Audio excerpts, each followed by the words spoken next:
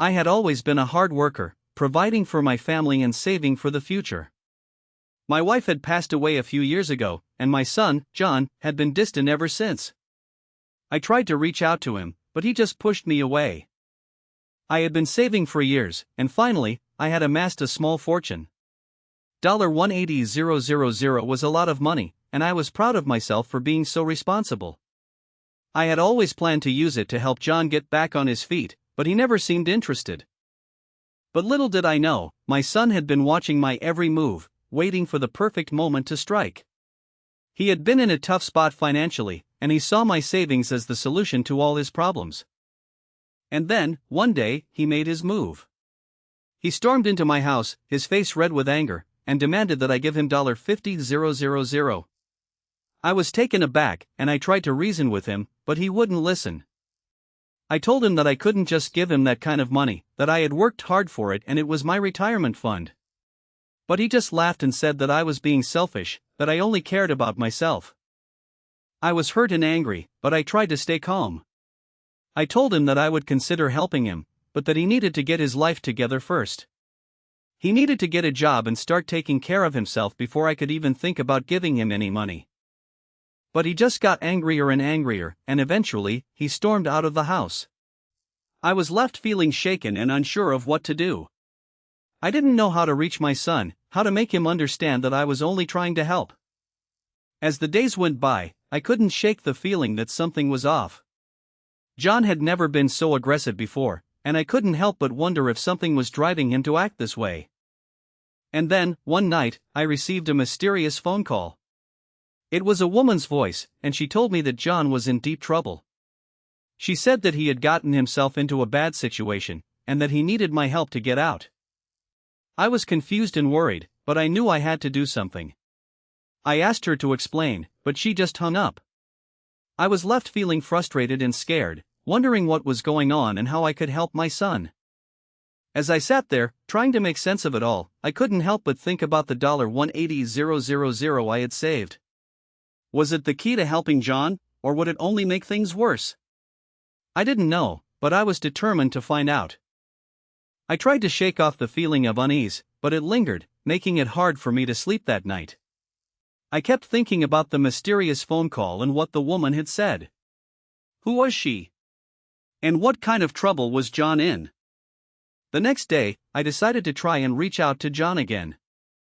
I called him, but he didn't answer. I left a message, asking him to call me back, but I didn't hear from him. I tried calling him again, but this time, the phone went straight to voicemail. I was getting worried. Where was John? And what was going on? I decided to try and investigate on my own.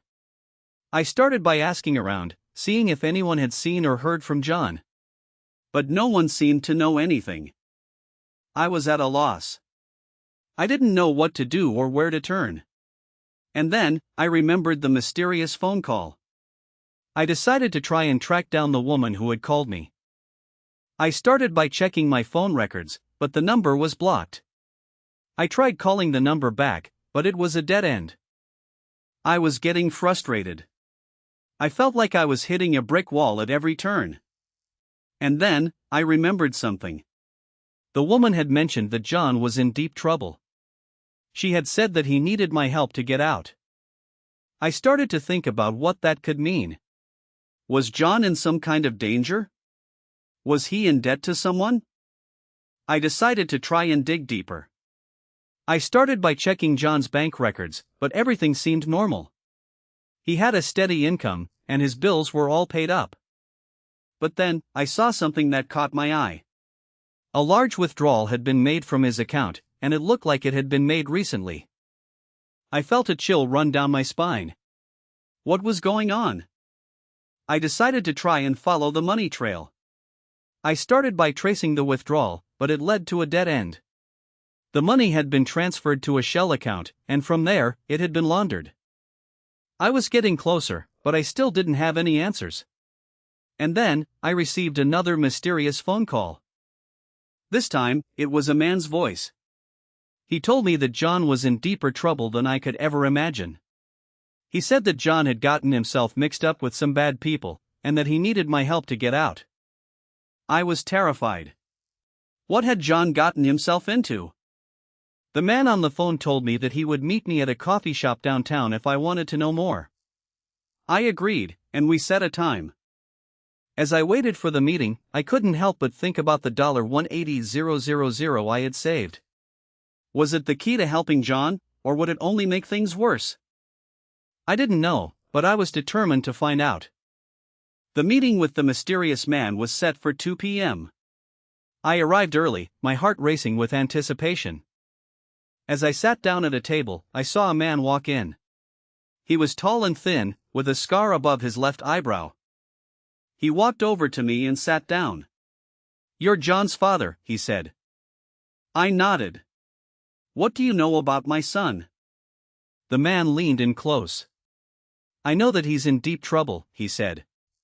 "He owes some people a lot of money, and they're not happy." I felt a chill run down my spine. "How much does he owe?" The man hesitated. "Let's just say it's a lot. More than he can ever hope to pay back." I was horrified. What had John gotten himself into? The man leaned in closer. "But I can help him," he said. "I can make the debt go away. For a price." I felt a surge of hope. Maybe there was a way out of this after all. "What's the price?" I asked. The man smiled. "Oh, it's not money," he said.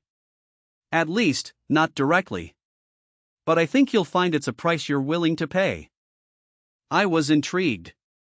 What could he possibly want? And then, he told me.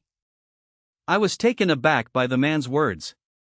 What could he possibly want that I would be willing to pay? I thought about the $180,000 I had saved, and I wondered if that was what he was after. But then he spoke, and his words sent a chill down my spine. "I want you to do something for me," he said.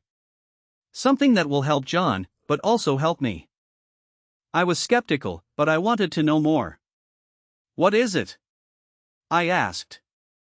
The man leaned in closer, his voice dropping to a whisper. "I want you to sign over the deed to your house." I was shocked. My house? Why would he want that? I thought about all the memories I had made in that house, all the years I had lived there. I couldn't just give it up.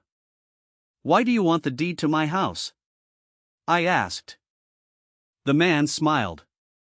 "Let's just say it's a business opportunity. A way for me to help John, and also help myself." I was torn. Part of me wanted to help John, no matter what it took. But another part of me was screaming to walk away, to not get involved in whatever scheme this man had cooking. "I don't know," I said, stalling for time. The man leaned in closer, his eyes glinting with intensity. "You have to trust me," he said. "This is the only way to help John. If you don't do this, he's in grave danger." I felt a surge of fear. Grave danger? What did that mean? I thought about John, and how much I wanted to help him. I thought about the $180,000 I had saved, and how it could be used to help him. But I also thought about the deed to my house. Could I really give it up? Could I trust this man? As I sat there, weighing my options, the man pulled out a piece of paper and a pen. "Sign here," he said, his voice firm. I hesitated, my heart racing with uncertainty. And then, I saw something that made my blood run cold. On the paper, in black ink, was a single sentence. My name, hereby sign over the deed to my house to," the man's name. I felt a chill run down my spine. This was it. This was the moment of truth. Did I sign, and risk everything? Or did I walk away, and leave John to his fate? I looked up at the man, my eyes searching for answers. But all I saw was a cold, calculating gaze. He was a man who would stop at nothing to get what he wanted. And I realized, with a jolt of fear, that I was in grave danger. I sat there, frozen in uncertainty, as the man's gaze seemed to bore into my soul. I felt a bead of sweat trickle down my forehead, and my heart was racing with anticipation. I knew that I had to make a decision, but I was torn. Part of me wanted to sign the paper, to give in to the man's demands and hope that he would keep his word. But another part of me was screaming to walk away, to refuse to give in to his blackmail. As I sat there, the man's expression didn't change. He just kept staring at me, his eyes glinting with intensity. I felt like I was trapped in a nightmare, with no way out. And then, suddenly, I heard a noise behind me. It was the sound of footsteps echoing through the coffee shop. I turned to see a figure approaching, a figure that I recognized. It was John, my son. He looked pale and worried, and his eyes were scanning the room frantically. When he saw me, he rushed over, his face etched with concern. "Dad, what's going on?" he asked, his voice trembling. I hesitated, unsure of what to say. I didn't know if I should tell him about the man's demands, or if I should try to protect him from the truth. But before I could say anything, the man spoke up. "Ah, John," he said, his voice dripping with malice. "I see you've arrived. Just in time, too.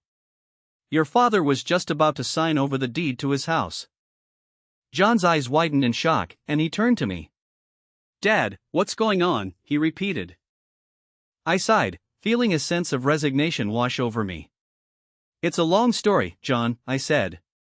"But basically, this man is demanding that I sign over the deed to my house in exchange for helping you." John's face went white, and he turned to the man. "You can't do this," he said, his voice shaking with anger. The man just smiled, his eyes glinting with amusement. "Oh, but I can," he said. "And I will, unless your father signs this paper." I felt a surge of fear as I realized that I was trapped. I was trapped between my love for my son and my fear of this man. And I didn't know what to do. As I sat there, frozen in uncertainty, John turned to me. "Dad, don't sign it," he said, his voice pleading. "We'll figure something out. We'll find a way to get out of this." But I knew that it wasn't that easy. I knew that I was in a desperate situation, and that I had to make a decision. And so, with a sense of resignation, I reached out and took the pen. The man's eyes lit up with excitement as I hesitated for a moment. And then, with a sense of trepidation, I began to sign my name. As I signed my name, I felt a sense of dread wash over me. I knew that I was making a mistake, but I didn't know what else to do. The man's eyes gleamed with triumph as he took the paper from me, and I felt a sense of despair wash over me. I had just signed away my house, my home, my everything. And for what? So that this man could help my son? I didn't even know if that was true. I didn't even know if my son was in trouble, or if this man was just using him as leverage. But it was too late now. The deed was done, and I had to live with the consequences. The man stood up, a smile spreading across his face. "Thank you," he said, his voice dripping with sarcasm. "Thank you for being so accommodating." I felt a surge of anger, but I bit it back. What was the point of getting angry now? The man turned to John, who was watching the scene with a look of horror on his face. "And now, John," the man said, "you'll do exactly as I say. You'll do whatever it takes to pay off your debt, or you'll suffer the consequences." John's face went white, and he looked at me with a pleading expression. I felt a pang of guilt, knowing that I had just made things worse for him. But what could I do? I was trapped, just like my son. The man turned to leave, but not before he dropped a bombshell. "And by the way, John," he said, "your father's house is just the beginning. You'll be paying off your debt for a long time, and it won't be easy." With that, he turned and walked out of the coffee shop, leaving John and me staring after him in shock. We sat there for a moment, not knowing what to say or do. And then, John spoke up. "Dad, what have we gotten ourselves into?" he asked, his voice shaking with fear. I sighed, feeling a sense of despair wash over me. "I don't know, son," I said. "But we'll figure it out together. We'll find a way to get out of this." But as I looked at John, I knew that it wouldn't be easy. We were in this deep, and it would take a miracle to get us out. As we sat there, trying to make sense of what had just happened, I couldn't shake the feeling that we were in grave danger. The man had seemed so calm, so collected, but I knew that he was capable of anything. And now, he had my house, my everything. I felt a surge of fear, knowing that I had to protect my son, no matter what. But how? I didn't even know where to start. All I knew was that I had to get my house back, and I had to get my son out of this mess. But as I looked at John, I knew that it wouldn't be easy. We were in this together, and we would have to face whatever came next, side by side. As we sat there, trying to make sense of what had just happened, I couldn't shake the feeling that we were in grave danger.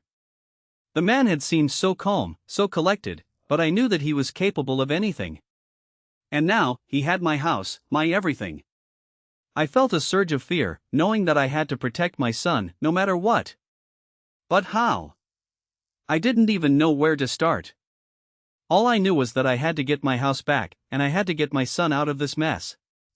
But as I looked at John, I knew that it wouldn't be easy. We were in this together, and we would have to face whatever came next, side by side. I took a deep breath, trying to calm my racing thoughts. I knew that I had to think clearly, to come up with a plan. But as I looked around the coffee shop, I realized that we were being watched. There were people sitting at the tables, sipping their coffee and staring at us. I felt a surge of paranoia, wondering if any of them were in on the man's scheme. I leaned in close to John, my voice barely above a whisper. "We need to get out of here," I said. "We need to find a safe place to talk." John nodded, his eyes scanning the room. "I know a place," he said. "Follow me." We got up and left the coffee shop, walking quickly through the crowded streets. I couldn't shake the feeling that we were being followed, that the man's eyes were watching us from the shadows. But I didn't dare look back. I just kept walking, my heart pounding in my chest. We finally reached a small park, tucked away in a quiet neighborhood. John led me to a bench, and we sat down, trying to catch our breath. "What's going on, Dad?" John asked, his voice shaking with fear. "What's happening to us?" I took a deep breath, trying to explain. "I don't know, son," I said. "But I think we're in trouble. Big trouble." John's eyes widened, and he looked at me with a mixture of fear and determination. "We'll get through this, Dad," he said. "We'll figure it out together." I smiled, feeling a surge of pride. My son was strong, and he was determined. Together, we could face anything. But as we sat there, trying to make sense of our situation, I couldn't shake the feeling that we were running out of time. The man had seemed so confident, so certain that he would get what he wanted. And I knew that he would stop at nothing to get it. I looked at John, my heart heavy with worry. What would happen to us next? Would we be able to escape the man's clutches, or would we be trapped forever? I didn't know, but I knew that we had to try. We had to fight back, no matter what. And so, with a newfound sense of determination, we began to make a plan. We would fight back, and we would win. But as we sat there, our minds racing with possibilities, I couldn't shake the feeling that we were in over our heads. The man was powerful, and he would stop at nothing to get what he wanted. And I knew that we were no match for him. As we sat in the park, trying to come up with a plan, I couldn't help but feel a sense of despair. We were in over our heads, and I didn't know if we would ever be able to escape the man's clutches. But John, my son, was determined. He was determined to fight back, to take down the man and reclaim our lives. And as I looked at him, I felt a surge of pride.